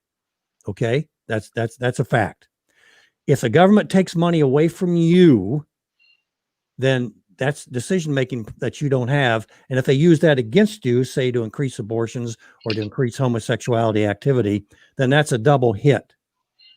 And I'm not saying that Donald Trump is a god. I'm not saying that Donald Trump is the best thing since sliced bread. I think of the two, he's probably more workable than a Joe Biden. And of the two, he's going to be less likely to give the government more money. As a matter of fact, he has proven that fact. You could say a main difference. Who has? Donald Trump reduced taxes on the individual Americans. Did he not? Did he not give money back to Americans? Yeah, but he increased the debt by $8.5 trillion in 3.5 years. I mean, Barack Obama only stuffed it up $10 trillion. That's what I'm saying. Yeah, but that's really not a deficit. And this year, hang on. This year he doubled the deficit spending over $3 trillion that Obama had previously. I mean, Obama basically did it $1 trillion deficit spending every year, almost every year he was in office. Donald Trump continues to fund the American Holocaust, the murder of babies. He continues to do it. People don't want to hear it, and I show them. I'm not, Tim. I'm not going to disagree with that, but it's a question of more versus less. And I think you're going to get more. We're going to see that we get more with Joe Biden if he gets elected. I should probably bring you on the program, Tim, and we'll spend more time. We don't have time to really get into these issues. Sure, but we'll get you on your show, or maybe I'll call into your show sometime and we'll talk about these issues, because you bring up great points. He does bring up great points. And I think one of the takeaways at this point, we only got a couple of minutes, that I hear is, I don't think Tim can hear me. Yeah, Mr. Anderson is saying that you're bringing up great points. For some reason you can't hear him, and I don't know why that is. But we're having technical problems. Let me mention the one, because it has to do with Tim. the to-do part. I think one of the things, BJ, is this, and it is a simple solution. The problem is getting the people out of the mindset that they can either just complain or they can point to somebody else to do what they're supposed to be doing. Yeah. Our Constitution starts out, we the people. Yes, sir. We are the enforcers of the Constitution. And again, this goes back to the militia. That's the people. And if the people will not stand up, okay, even against the guy who wears their political jersey, you got to call out the guy wearing your political jersey too, guys, because that Constitution applies to him. The Constitution limits those who represent us. It doesn't limit us. And if we're not willing to call out our guy, that's the thing I see, BJ, and you probably see it too, is in the conservative media, alternative media that supports the quote-unquote conservatives. You mentioned Rush Limbaugh. Bradley just wrote on that yesterday. that what he's doing is he warned the people, oh, if you go against Governor Whitmer, they'll throw you in jail. Well, my goodness, Rush, you talk about the founders, you talk about the Constitution. What did those guys face? Don't give me this nonsense. Encourage the people to stand fast and trust in the Lord. If Goliath is coming to you, calling you out, David didn't run and say, well, I might get my head cut off. I might get thrown in jail. The Philistines might beat me up. No, he didn't. He's a little boy. So probably a little shrimp of a boy at the time. And he goes and he gets the rocks and he says, you're coming to me with a spear and a sword. I'm coming to you in the name of the Lord. And I'm going to cut your head off. I'm going to feed your body to the birds. I'm not backing down. And I don't think the people have that mindset. I think they have the mindset that somebody's talking big for them, but then he's selling them out in the back door. He takes 5 steps back to throw into the bone, and then he takes 15 or 20 steps forward in pushing the same agenda. The guy that they're railing against or that they don't want to be in office is going to push either way. And I think that's what we have to see. When you ask who's going to do less or whatever, my question is always to put it to things that people don't want to answer. If the choice is between Stalin and Hitler, are we going to entertain that kind of talk? Tim, no, we're going to say, I don't want either one of them. Tim, we're going to have to wind this down a little bit. That's where I'm trying to get. Yeah, I know. And I look, I love your passion. I love the fact that you're in the game and that you are on our side, Yep. and you're trying to get this turned around. Opinions vary, obviously, but someday and I'll get with you. We're going to have a debate between you, and I'll have to figure out who that's going to be. And I think it's going to make great radio. I'm not as practiced as I need to be to answer all these questions that you're bringing up, and they're great questions. They're valid questions, but they need to be addressed from a one standpoint to another standpoint. So just, Tim, all I'm going to ask for you now is, would you be willing to conduct a debate like that if I can bring up the right candidate? Sure. Okay. All right, brother. Because I believe the way we tell the crooked sticks is we hold up the standard, and that's ultimately the Bible. Yep. And then under that is the Constitution. The Constitution is not God's word, so it has, where it's wrong, it has to be amended to conform to what the Scripture says. So I would say anything that we do, we ultimately got to go back to that. But that's what we promote on the Sons of Liberty, is doing that. I get that. And Tim, the key here, and we can never forget this, is regardless of whether you're right or wrong, or the Constitution's right or wrong, it is we the people. And like Adam said, the Constitution was made for a religious people, yep, and is totally inadequate for any other. And that is where the real problem in America is. We can't go anywhere until we get this righteous thing figured out, until we get people back to knowing the difference between right and wrong. Tim Brown, you have a radio program in the mornings, and you want to plug both of them. I don't mind at all. Yours and Oh, sure. Yeah. I mean, we're on at 6 in the morning on weekdays, 8 a.m. on Saturdays, and then 3 p.m. Monday through Saturday. Bradley's on in the afternoon. Bradley Dean. And Bradley Dean. They can find that. They can watch it on sonsoflibertymedia.com on the right. But they'll get a flavor of kind of what that is on there, because that's where we really try to go back. No matter what the subject matter is we're dealing with, we really try to go back to the Bible and the Constitution to say, here's the solution. But it's the issue that the people have to take, and they've got to know it, and then they've got to act on it. So the first part is like what you said, educating the populace on here's what's right and wrong, and it's okay for you to go out there and enforce that. Not only just to speak out about it, but to get involved in it, to pressure those who represent you, at your local and state governments, that when you see something unlawful, you go to them and say, you need to nullify that because that's not law. They don't have authority to do that. And so that's kind of our position on this thing. Tim, I appreciate you. And as a talk show host, I want you all to understand out there that I'm a brave man. I let another talk show host get on my program. You know what happens then, okay? Tim, I love you, man. I love you, man. Lots of fun. Yeah, I appreciate you guys. All right, brother. Thank you. There's some good stuff there. Yeah, I appreciate a few things that he said. One of them was, getting with the local government. Yep. And that's a powerful thing you need to keep in mind that Tim brought up there. And that's what I was trying to say earlier. Yep. Was to get involved with your local government, and work your way up. You know, it's like working with the church. You can't change the pastor's mind, but you can get on the congregation. Hey, we want to thank our guest today. And I'm telling you what, Gene Ho was incredible, and he's got a lot more to say, and there's a lot more to be determined. I thank Tim Brown, and I thank Larry, and all you folks listening today. Hey, tell your friends about us. Christian Talk Radio with a Sting. B.J. Edwards and Mr. Anderson, your last call. Thank you. Great group in there on the chat this morning.